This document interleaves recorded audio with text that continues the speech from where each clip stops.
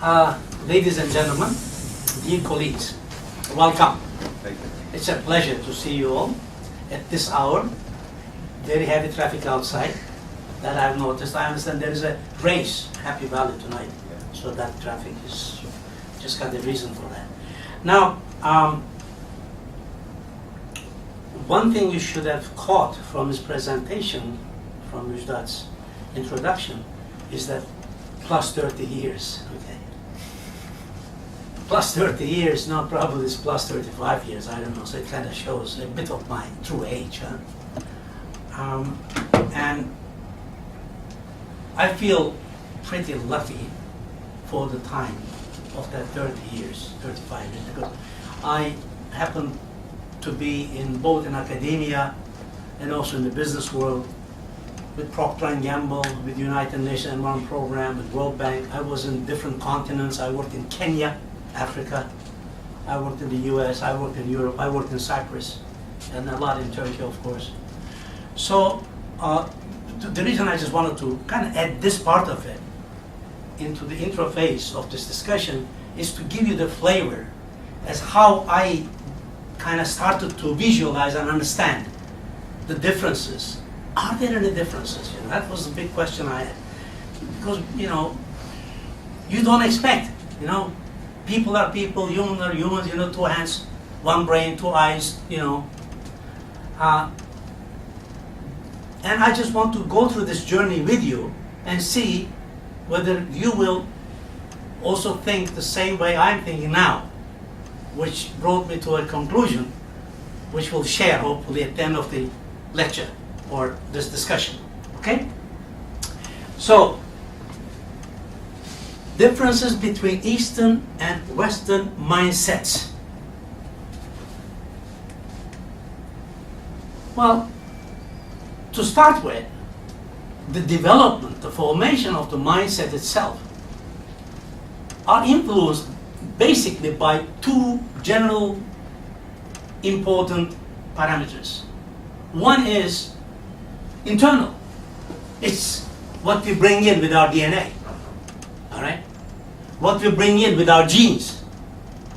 Whether we are woman or man, you know, there are even books, Venus and Mars, right? Very sophisticated and very deep. And I am not an expert in talking about the ins, because, you know, I still believe that we are at a very early stage of understanding the human brain. We don't know how we dream, we don't know how we think, we just have got theories, we hear about them. We are just trying to discover ourselves, basically, right? So it is very, very difficult to talk about the internal parameters that impact our thinking patterns, that mindsets, okay? But external one, like the life experience I'm just sharing with you tonight, right? Culture, religion. These are the things we can discuss probably, all right? These are more easily observable, and we can all individually can say something just going through our own life experiences, okay? So this is what we will be mostly discussing on tonight. Now, there are certain characteristics. I hope you will, at the end, you may agree, you may disagree, huh? So this is not, I'm the professor, you have to listen to me kind of thing, right? Mm-hmm. We just have to have an open dialogue here, but some of the things which I have, you know, come time after time facing some facts. When I am, right, you know, now in Hong Kong, you know, East meets West, right? So you see that is part of Eastern mindset and collectivism. To do things in more collective way seems to be the way of life, all right? And in the US, I was the boss. I was the leader. I did everything, right? So I was more individual. And they look at you, President Obama, boom. Lincoln, Washington, you know, you Bill Clinton, you name them. Every one of them is just an individual. and the rest is just part of the team. So it's more individual, but here you have noticed the change in the Chinese government on Sunday, but I see a big map. You know, there is a person somewhere in the middle, but you don't see that person to be kind of overshadowing everybody else. All right. So that is one observation I wanted to share with you. Well, East, Confucius, right, says, study the past if you would like to divine the future. Right? So look at the past if you want to make any prediction for the future.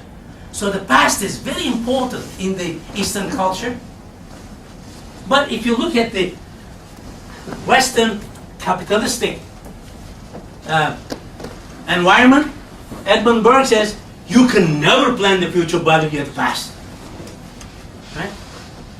So one says, past is so important. I can give you example after example on this, including this 2008 meltdown we're just talking about. All right? When I ask my Chinese, when I ask a question, can you just extrapolate the stocks as you envision to go from 2011 to 2015? In my class, it is like this. I've got, people from all around the world, and the Western-minded ones will just extrapolate, just going up and up and up. All right? Some of them with higher slope, some of them with lower, but it's always up. Eastern students just go a little bit up, flatten it, and then go down. Because they always think that you come down when you go up. All right? So that's a kind of mind positioning that differs really to both sides. Well, when you look at the goals as persons, I think in the Eastern class it's more spiritual. All right? It's more divine. It's kind of more holistic. If you really want everything, then give up everything. Wow. That's an Eastern philosopher, a great commander, Chinese. But on the Western side, people are much more materialistic versus spiritual. Okay? This is again an observation which can be proven time after time after time. Now, achievement in the Eastern mindset is inside yourself. It is, like for example, again, Lao Tzu did say, he who conquers others is strong. He who conquers himself is mighty. Wow. So it is he. And Muhammad, right, says, the most excellent jihad is that for the conquest of self. All right? So it is in you, within you. Okay? But when you look at the Western part, and you look at this actor Roger Moore, right? He was one of the James Bonds, I think. So he says, winning is, he says, you are not a star until they can spell your name in Karachi. So he has to be outside. He cannot be within himself. So one is within, the other one is outside. On the leadership, well, we just talked about it, we want the leaders in the West to be the people walking ahead of people, right? They are in the very front, all right?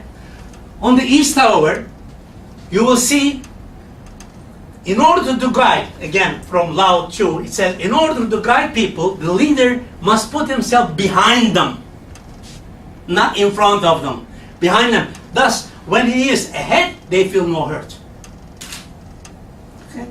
But when you look into the Western culture, you will see that leadership is done from in front. Never ask others to do what you, if challenged, would not be willing to do yourself. Okay, so it is again a very clear difference between the two. Well, evolution, as persons, as cultures, as industries, and so on. Evolution in the Eastern mindset is cyclic. Right? That's why Americans, when they negotiate with the Chinese counterparts, they hate them. They hate them because nothing finishes. All right? You have a negotiation, lots of smiles, lots of handshakes, nothing happened. Right? You got to have it again and again and again. Because until the trust has been built, the Chinese or the Eastern mindset will not try to do business with the counterpart. They have to build in guanxi, right? They have to build in the trust, the faith in the relationship. So one is cyclic. Like, how many people do Tai Chi here? Tai Chi? No? Nobody? Come on. I do Tai Chi. Anyway, but it is all cyclic movements. Tai Chi is around all cyclic movements because that's how the philosophy behind it is building the sports of Tai Chi. So everything is circular. Everything is spherical. On the other hand, on the West, it is linear. You just go on a straight line. And improvements has a goal, and when this goal is reached, it's finished. Then you have got to set another goal. Okay? Now, here is another important thing which I have personally been observing over the last 3 years as I am teaching and running a competition here, which we call $1 million entrepreneurship competition at HKUST, okay? I am the chairperson of that, and this is the 3rd year, and I notice this very interesting phenomenon coming out from the applications that we receive into competition. When we receive entries, I see that radical changes that are proposed in the Eastern-minded proposals, they are weaker. They are weaker. They don't go for radical changes. Right? They do not want to break the harmony. Okay? They just want to go one step at a time, you know. But in the applications coming from, let's say, Europe or Americans, including Russians and, you know, some other people with the, you know, communist mentality, they would be the changes are there. They are very strong, and we call, by the way, entrepreneurship in Champetier was the person who first used that word, creative destruction. It's a distraction, but it's creative. Right? So to destroy is okay, so long as it's creative. That's the Western attitude. But to destroy in the Eastern culture, no, that's too much. You don't destroy. You try to add value. You want to make it better, but you don't want to destroy. So this is, I think, another part which is different, I believe, in innovation. So sometimes people ask me, when will be another Alibaba? Okay, Jack Ma. All right, Jack Ma. Can Jack Ma become a Steve Jobs? Can he become Bill Gates? Mark Zuckerberg? No, not really. They can grow and start a very interesting and make it very large, but unless you have this breaking ability in your thinking pattern, I don't think that will happen. So we can discuss this again a bit later. Now, the area that I am very much involved over the last now 5-6 years, entrepreneurship. Well, Eastern people are not emotionally encouraged. All They're not so. Whereas Western people are, hey, just go, go, go, go, go, go. Don't do something new. Do something totally different. Okay. And in the Eastern mindset, it is, well, desires are the cause of suffering. That's Buddhism. So if you remove desire, then suffering will go away. So why do you put a large desire? Okay? But here, it is just the other way around. It says, J. Fred Bussey, I believe, or Bussey, that's from Texas Instrument, he said, nothing is ever achieved by reasonable man. Nothing is ever achieved by reasonable man. You've got to be a different personality. You've got to be a bit crazy. All right?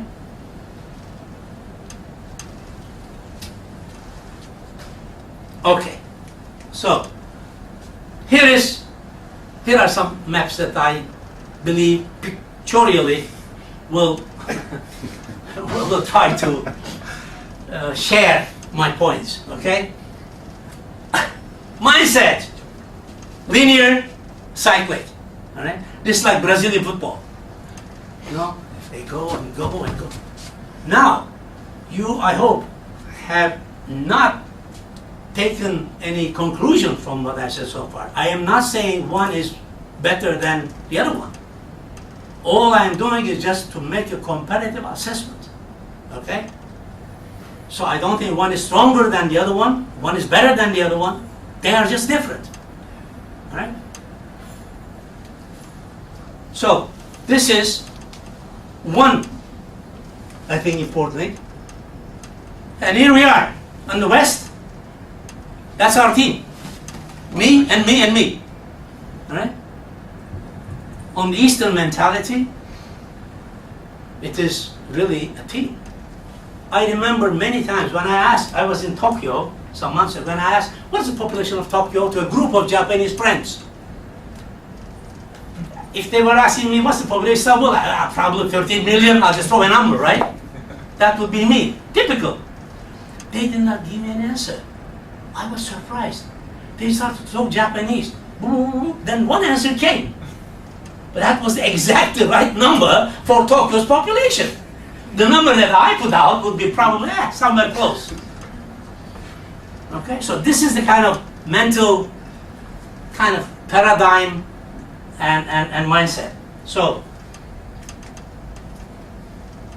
when we've got a problem on the West, the hell with it. Where's the problem? Boom, finished. No problem, man. I'm done with it. Okay, show me another one. Here, you don't have a big conflict. When I disagree, I come almost to a fight. You know, as a Western mentally, prepared person, I'm ready to go for a fight. If you don't agree with me, I'll try to make you agree. I even bought a T-shirt which says, just do it my way. If you do it my way, you don't have a problem. Okay? And some Chinese friends said, well, where the hell did you get that? And it's silly. It is okay. So, in a nutshell, if we kind of summarize it, on the East, the truth is not searched very much. The truth is accepted. There's a truth. Someone at home, that's a true thing, and I'll probably won't question it. On the West, we have to find it. We have to prove whether it's the truth or not. Social responsibility is much higher on the Eastern mindset, and individual rights are much more important on the Western mindset. All right, as we shall see a demo in a moment. So, Eastern people think themselves as part of a larger whole. It's holistic. All right? And Western see themselves as individuals. I, me, you are you, he, he. All right? So, have you seen the movie Lincoln? Abraham Lincoln? Huh? When he's trying to amend the 13th amendment of this big thing, And he's using Euclidean theory there. And he's quoting that, all right? He says, in that part he says, if two things are equal to the same thing, then those two things must be equal to each other. All right? That's Euclidean geometry. All right? If two things are equal to the same thing, then those two. So that's where he's trying to say that black and white people, so long as they are people, they should be equal in front of the law. Right? But he's very linear. All right?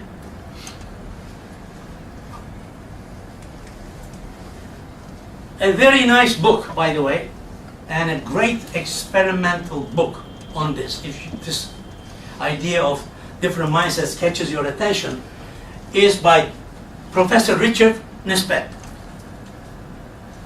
He is from University of Michigan, and he did write this book called The Geography of Thought. All right? And he wrote it with some colleagues from the eastern part of the world. Okay, so here we go. Now we've got Western-minded people here. We've got hopefully Eastern-minded people here too, because some people might look Eastern, but they may be, raised in Western society, so they are not Eastern anymore, huh? Okay. So they showed this picture. Nisbett does it in the U.S. and Masuda does it in Japan. So they've got their students, okay, and they show this picture. And then they ask us, describe what you see in this picture. Right? So they are just getting feedback from the observers, students, all right, about this picture. And they give this picture with the original background, only this part of it, then no background, and with this kind of a background. So they just give these pictures to the students and try to understand how they will react to these pictures. And here is an interesting finding. Look at that. In Japan, they made 50% more statements on the background information. Okay? Oh, there is a nice pool with the green color, with a nice stone, with some small fish and a big fish swimming in that pond. So they made a description of the whole thing. What did the Westerners do in the US? They just talked about the big fish. Their attention is so focused. They're just looking at what is different there. They're not looking around the whole thing. Right?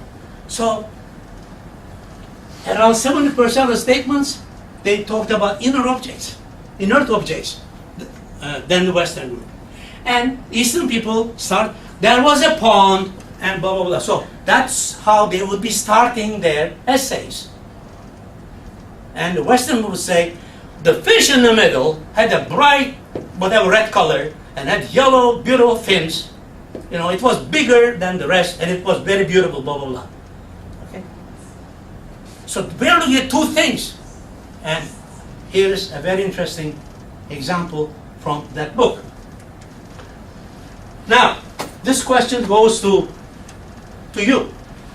So you see, we have a chicken, we have a cow, okay, and we have some straw. How many people here would group cow with A and cow with B? How many people would group cow with A? I, 1, 2, 3. Don't be shy, come on. Huh? You would go for that. Because animals, right? Okay. How many people would put these two together? Look at that. Why? They're so related, right? Well, animals are related too. They are from the same, family of animals, right? But this was so typical. I mean, anytime when you make this picture to anybody, any of your colleagues, yes, ma'am. Why don't you ask which one of you will group them three into one group? They're all related to each other. That's another way. I didn't think about that. And again, thank you very much for this evening. I hope it wasn't too boring. Hope to see you next time.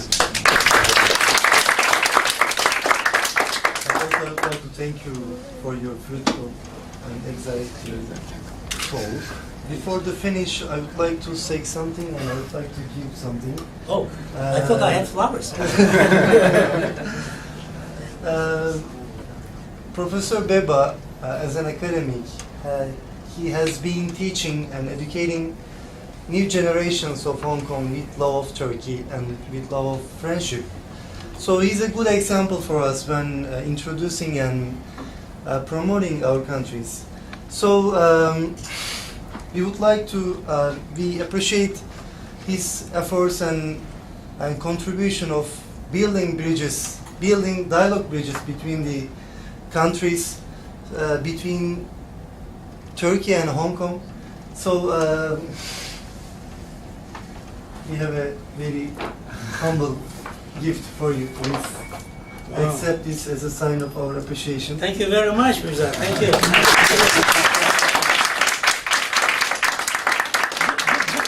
Good things come in small packages. Thank you. Thank you, sir. Thank you. Thank you.